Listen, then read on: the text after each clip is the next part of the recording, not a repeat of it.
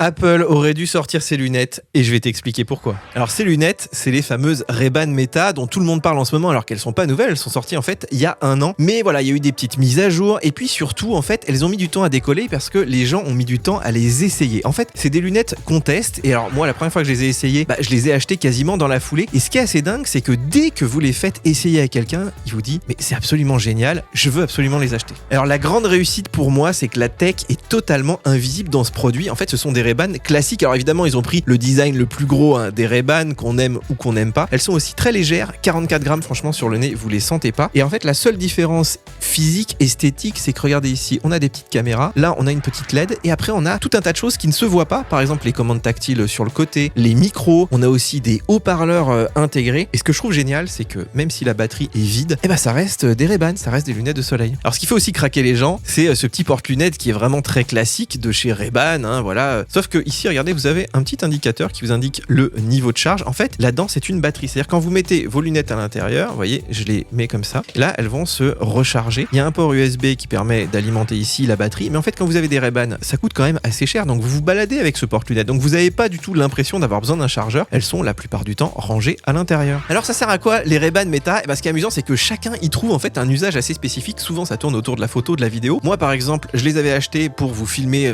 tout simplement des vidéos de voiture. Voilà, pour avoir un point de vue utilisateur quand vous êtes dans la voiture, filmer l'instrumentation, filmer là par exemple l'Alpine à 290 sur circuit, et puis regardez la qualité d'image, c'est assez incroyable, c'est très bien stabilisé, vous avez en plus un son stéréo, et en fait dans la vraie vie ça permet surtout de dégainer très très vite une photo ou une vidéo. Regardez, un petit clic, hop, je prends une photo, un clic prolongé, ça filme. D'ailleurs, vous voyez le petit indicateur ici. Vous pouvez même publier automatiquement, par exemple, une story sur Facebook, sur Instagram. En fait, je trouve ça très adapté au monde d'aujourd'hui où on est en permanence en train de prendre comme ça des photos, des vidéos. En fait, il y a plein de moments où vous avez besoin comme ça de filmer très rapidement un événement. Alors, ça peut être quelque chose de rigolo, je sais pas, un sanglier qui passe devant la voiture, un enfant qui fait une petite mimique. Vous pouvez aussi filmer en faisant du vélo, de la moto, du ski. Moi, je fais beaucoup d'activités sportives et d'avoir les mains comme ça qui sont prises en tout en filmant, c'est quand même hyper pratique. Et il y a aussi quelque chose que j'avais pas forcément anticipé. C'est que des fois dans la vie, il y a des gens qui vous embêtent, qui vous font des crasses par exemple sur la route. Hop, en un petit coup comme ça, vous pouvez enregistrer la scène. Ça peut vous faire une preuve éventuellement pour vous défendre après coup.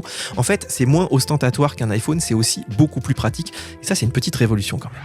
Alors on va parler des commandes, donc je vous l'ai dit, on a un petit bouton ici pour les photos et la vidéo, et surtout c'est un bouton physique, vous pouvez vraiment l'utiliser avec des gants, donc ça c'est plutôt pas mal. Ensuite vous avez une bande tactile sur le côté pour régler par exemple le volume, vous faites glisser votre doigt comme ça, c'est du classique. Vous cliquez un coup, ça met play ou pause, que ce soit une vidéo YouTube ou pour la musique. Un double clic, c'est pour décrocher ou pour accrocher éventuellement. Si vous faites un clic long, alors là vous pouvez aussi le personnaliser, mais moi j'ai mis le déclenchement d'une playlist Apple Music, et en fait toutes ces commandes on les connaît déjà, on les utilise un petit peu avec les AirPods, etc. Donc c'est très facile, très rapide à prendre en main. Ah, et en cas de besoin, vous avez un petit bouton ici qui permet de désactiver toutes les fonctionnalités connectées des lunettes. Alors un usage que j'avais pas du tout anticipé des Ray-Ban Meta, c'est toute la partie audio. En fait, moi j'aime pas me balader avec des écouteurs en permanence, mais là c'est comme si vous aviez des AirPods toute la journée sur la tête. En fait, on a des mini haut-parleurs qui sont juste au-dessus des oreilles qui diffusent le son sans embêter le voisinage, donc c'est très pratique dans le métro, dans le train. Vous pouvez par exemple regarder une vidéo YouTube sans embêter les gens autour, vous pouvez passer des appels, alors c'est un petit peu bizarre dans la rue, les gens sont pas encore habitués, mais par exemple en voiture, vous avez un bien meilleur son que les kits main libre. Donc on peut aussi recevoir des notifications. Par exemple, quand on vous envoie un message, voilà, vous avez une petite alerte audio. Ce que j'aime aussi beaucoup, vous êtes dans la voiture, en moto, vous avez par exemple Waze qui diffuse les radars. Ah, attention, il faut freiner, là, il y a un radar, donc ça évite de diffuser sur le Bluetooth par exemple de la voiture. Et puis surtout, le son est étonnamment bon. Pour écouter de la musique, alors c'est suffisant quand vous faites par exemple du running. Bon, c'est un petit peu moins bon effectivement que des écouteurs classiques, mais ça les remplace aisément pour la plupart des usages. On peut même streamer ce qu'on voit sur WhatsApp, donc ça fonctionne pas encore sur FaceTime, mais vous pouvez montrer comme ça à quelqu'un, je sais pas, votre chambre d'hôtel ou le paysage dans lequel vous êtes carrément en direct, donc ça c'est assez incroyable. Et moi ce que j'aime bien, c'est aussi le fait de pouvoir filmer, de pouvoir prendre des photos en mode totalement main libre, voilà, vous filmez ce que vous voyez, et ça c'est quand même assez inédit. Alors je vous montre le son, là je suis en vélo, donc il y a du vent et tout, et je trouve que le son est vraiment super, en plus il est en stéréo, donc c'est assez dingue, et vous voyez là il fait quand même relativement sombre, et l'image est pas si mal je trouve. Regardez-moi ça comme c'est beau.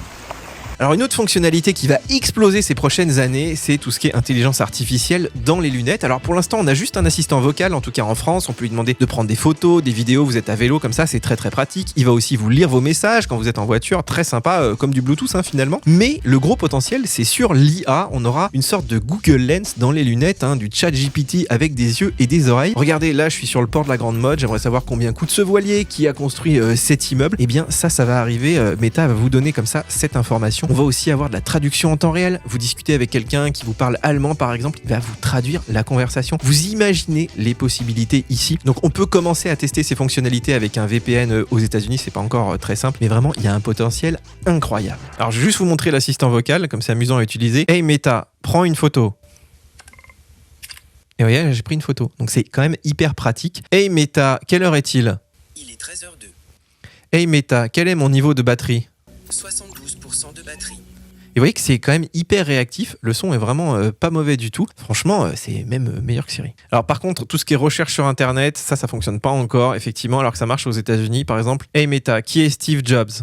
Je ne peux pas faire ça sur vos lunettes. Et la plupart du temps, en fait, toutes les questions qui sont pas des questions un peu basiques, il va vous répondre ça, c'est assez frustrant. Alors quelques défauts quand même, déjà le format d'image, il est uniquement vertical, on peut pas filmer à l'horizontale, donc là pour vous faire des vidéos comme ça, c'est un petit peu moins sympa, c'est surtout adapté en fait aux réseaux sociaux. On a aussi une autonomie moyenne, en gros, si vous la mettez pas dans le boîtier 1 ou 2 fois par jour, effectivement vous serez vite à court de batterie, moi je dirais en milieu d'après-midi si vous faites un petit peu de photos, un petit peu de vidéos. Puis j'aurais aimé une meilleure intégration à iOS, mais bon, c'est pas un produit Apple, donc vous pouvez pas faire du FaceTime, vous pouvez pas vous connecter à d'autres applis comme Viber, etc. C'est surtout l'écosystème Meta et puis un petit peu de iMessage, un petit peu aussi des appels téléphoniques, des photos, des vidéos. Bon, ça c'est logique. Et c'est vrai que c'est un produit qui est pas ultra polyvalent, mais si on est dans l'écosystème Meta, ça fonctionne quand même assez bien. Donc finalement, pas tant de défauts pour un produit aussi jeune. Alors combien ça coûte ces Ray-Ban Meta ? On est entre 300 et 400 euros, ce qui est à la fois cher et pas si cher. Vous êtes nombreux à me dire, finalement, vu toutes les fonctionnalités derrière, moi je suis assez d'accord avec ça. En fait, le plus dur, c'est de choisir son modèle et surtout les verres. J'avais, comme beaucoup de gens, commencé par des verres effectivement solaires. Donc c'est très pratique en voiture, à l'extérieur, d'avoir des lunettes de soleil. Mais en intérieur, c'est assez cool de les utiliser, y compris sur l'ordinateur par exemple. Mais là, il faut avoir des verres adaptés notamment à votre vue, mais vous pouvez le faire, c'est des Ray-Ban. J'ai même des gens qui en ont pris 2 paires, une paire pour l'intérieur, une paire pour l'extérieur. Il y en a qui préfèrent les verres adaptatifs, mais souvent ça fonctionne pas très bien, surtout pour les levées de soleil, les couchers de soleil, des fois ça s'obscurcit vraiment pas assez. Donc ça c'est un petit peu à vous de voir. Bon, évidemment à la fin vous allez vous retrouver avec 3 paires, ce qui commence à coûter cher. Alors la grande question c'est, est-ce que Apple va continuer plutôt à faire des casques comme le Vision Pro, qui sont très chers, qui sont pas très agréables à porter, qui sont très très limités? Est-ce qu'Apple va lancer ses propres lunettes? Alors moi je vais prendre les paris ici, je pense qu'ils n'auront pas le choix, tout simplement puisque depuis que je porte ces lunettes, qui est à mon avis l'un des produits tech qui m'a le plus hypé ces dernières années, eh bien j'utilise beaucoup moins mon iPhone, beaucoup moins mon Apple Watch, beaucoup moins mes AirPods pour des usages courants, c'est-à-dire répondre au téléphone, écouter mes messages, écouter de la musique, prendre des appels, avoir des petites notifications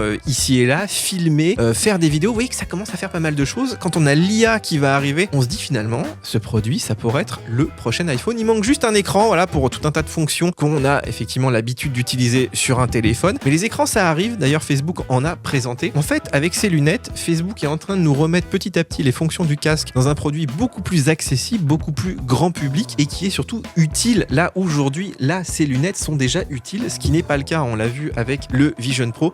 Donc oui, Apple doit faire ce genre de produit. Est-ce qu'ils vont y aller? Est-ce qu'ils vont le faire assez vite? Est-ce que l'IA et toutes leurs technologies connexes qui sont indispensables dans ces lunettes seront là à temps? C'est quand même la grande question. Mais moi, en tout cas, j'attends votre avis dans les commentaires.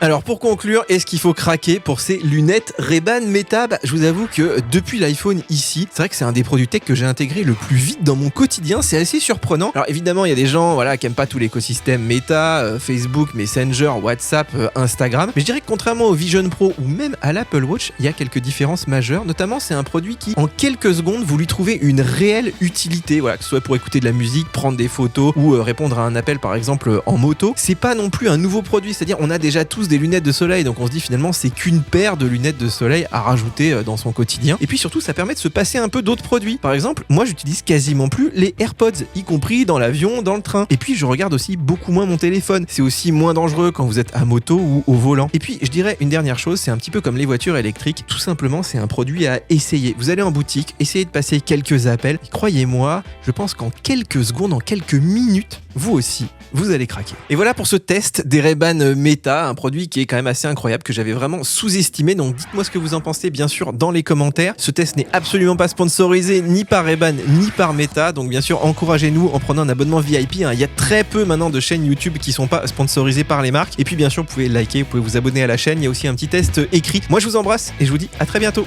Ciao, ciao.